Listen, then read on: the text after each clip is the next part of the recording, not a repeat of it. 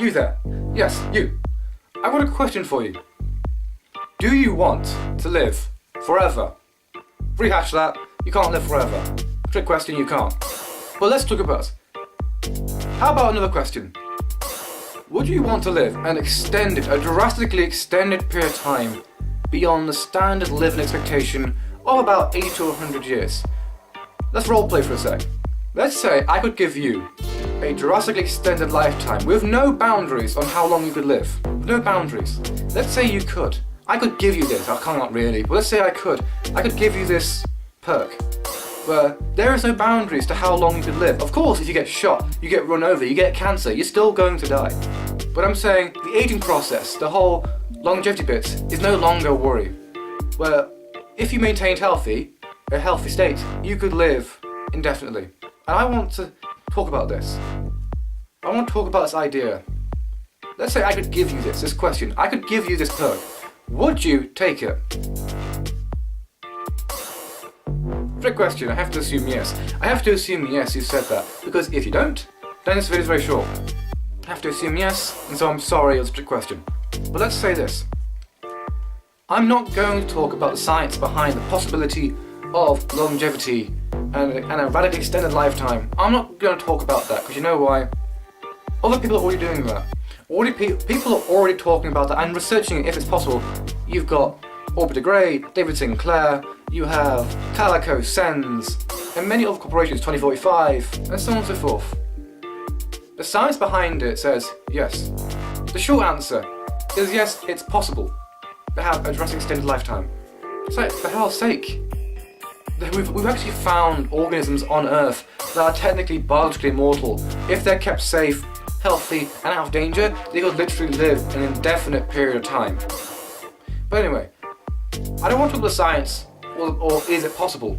I want to talk about the social, moral aspects behind it and the psychological effects it would have on you. If you're given this perk of true immortality, or indefinite lifespan, because immortality can't exist, but a indefinite lifespan with which you cannot die a natural death. I want to talk about the effects it would have on you. I mean the real bad effects, because everyone will fantasize this in a lifetime. Could we live forever or indefinitely? Could we live indefinitely? You will muse at some point. You will muse your mortality at some point. But I'm sidetracking. I want to talk about the psychological effects and the moral and social it would have. Let's get to the first point. The first point is this. If I gave you true indefinite lifespan, let's roleplay. If I could give you this, if I could give you true indefinite lifespan, you'd begin to hate it. And yes, it'd be nice to have a few hundred years longer, or a few more decades at least, beyond the normal lifespan, to just enjoy life. But then you realise all of a sudden there's nowhere else to better yourself. Because the entire meaning, I believe, the meaning of life is to continue to better yourself. But if you have an indefinite lifespan, then where do you go from here? When you've reached the highest mountain, when you've reached the highest rank, when you have achieved everything you want to do and everything that can be done, when you've done more than most people can fantasize, when you've travelled everywhere, done everything, drunk everything, eaten everything, smoked everything, injected, huffed, you've done everything. Where then? And you've fulfilled every fantasy as well. Where from there? Where you can't get any further? You can't better yourself anymore. And if you had extended life, you will reach that wall, that barrier, in where you can't get any further. You can't reach any higher. You've reached the top, now you've had to stop. Idea. This is a thing people haven't thought of. If they were given extended life, drastically extended, you would reach a level upon which you would tire of it. You would become truly cold and cynical. Because life would have no meaning whatsoever. And you know why I'm saying this? Every generation, every man before you, every woman and so on and so forth before you, has come to the acceptance that death gives life purpose. The problem is, when you knock death out of the equation, when you make the finality of life frivolity, all of a sudden, it's meaningless. There's no point to do anything. And even if you've done it all, then where then? And you'd become truly cold and cynical. Let's get on my second point, which is following with my first, about being cold and cynical. You would have to come to accept that you'd watch everyone you love, everyone you know, everyone you laugh, everyone you play with, everyone you go out on knees with, everyone you know will die, and you'll be still around. So remember, I'm talking about you specifically. I'm not talking about a bunch of people having this perk in life. I'm talking about you having a drastically extended life, and yet no one else having it. And so you'd have to come to the acceptance that you will watch everyone you know perish. You'll be in a position upon which you'd have to come to accept that everyone you know will be long gone, and you'd still be walking this marble. And that's what I'm trying to say. You would become increasingly cynical and cold and heartless, and even the most caring people would reach a level of numbness, because the acceptance of, I'm going to watch you die, and your grandkids. I'm going to watch everyone you know, everyone you love, everyone you even think of perish. And that's the situation you would be in. It's not a nice one, but that's what you'd be in. The acknowledgement that everyone around you will die. If you have a drastic extended lifespan, you're going to have to come to the acceptance that you're going to watch everyone you know perish. That's the second point. The third point is the more social moral aspect. For example, you live in a society in which you alone have drastic life extension.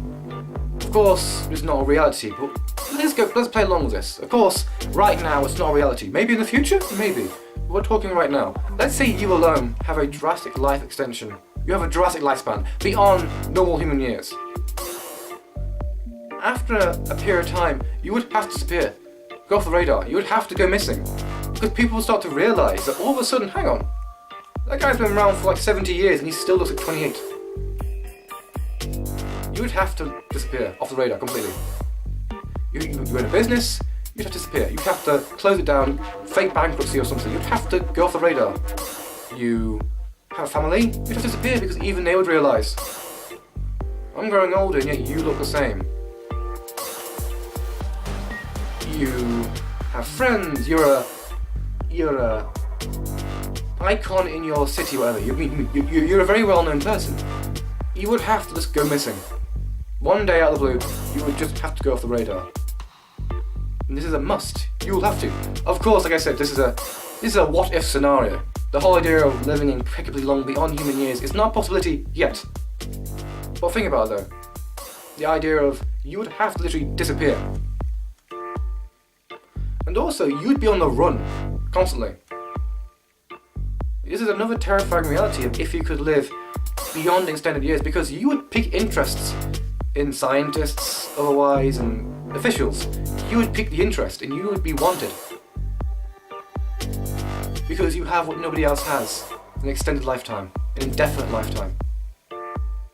And that's been the musing of men since the beginning of time.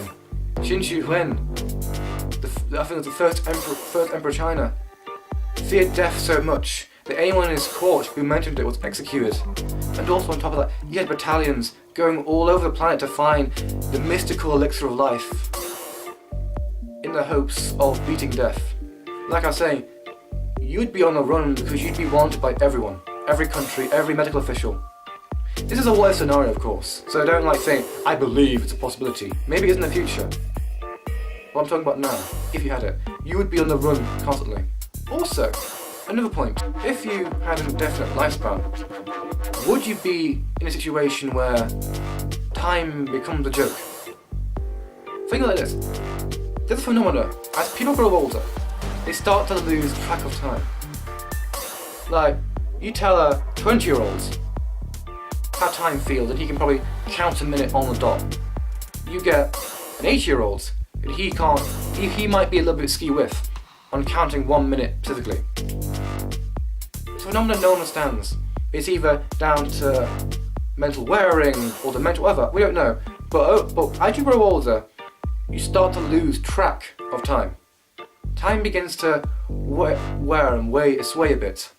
Many people, many elderly will tell you that time jumps. It goes very fast. And that's what I'm trying to say. If you had an indefinite lifespan, would you be in a position upon where time would go so fast, it'll feel so fast, that you would just lose track of time? Would you be in a position in 100 years, or even longer, in where time would just click, it would go in seconds? A day would feel like it's gone before you even woken up. A week would be gone faster than you could even fall asleep. A month would feel a day, a year would feel a week. That's what I'm trying to say. Would you be in a position upon which time would just rocket past you? It'd be going so fucking fast that you wouldn't even realise it's even marching onward anymore. You'd be in a position upon which you've lost track of time, truly. And that's... I think it's not a serious situation in this scenario, a serious problem, but I think it would be disorientating beyond belief. Truly disorientating. The idea that, oh yeah, it's been a week, but to you it's like 5 minutes. That's what I'm trying to say. I think that would truly be the utterly disorientating experience. 2 more points I want to go through. You can't live in the moment anymore.